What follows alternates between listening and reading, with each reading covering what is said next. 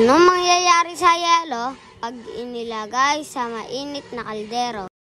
Alamin natin. Pag-uusapan natin ngayon ang pagbabago ng matter. Ang solid ay maaaring maging liquid.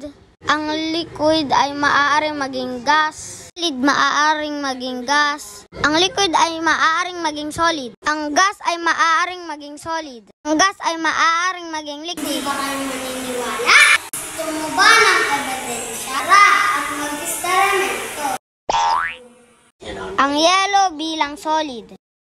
Patunayan natin ang matter ay magbabago ng anyo.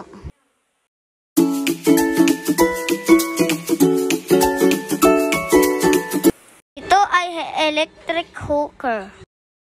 Panggagalingan ng init. Tignan natin ang mangyayari sa yelo pag inilagay sa cooker. O tara, gawin na natin. Buksan na natin. Nakita nyo ba kung ano mangyayari sa yelo? Habang tumatagal ang yelo sa init, kunting-kunti itong nalulusaw at nagiging liquid. At ngayon, nagiging gas na yung tubig. Wala nang yelo. Lahat ay naging tubig na. Patagalin natin at tignan natin ang mangyayari. Unti-unti na nawawala ang tubig. Kita nyo ba ang usok na to ay tubig na naging gas. Tinatawag din tong water vapor. Ito ang likido na magiging gas. Ito ang pagbabago ng anyo ng matter.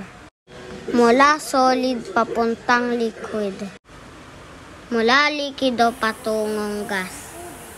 Ganito rin ang nangyayari kaya nakakaranas tayo ng ulan.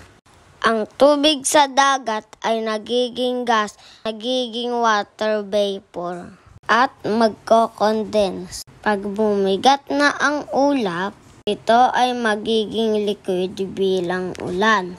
Ganito rin ang nangyayari sa water cycle.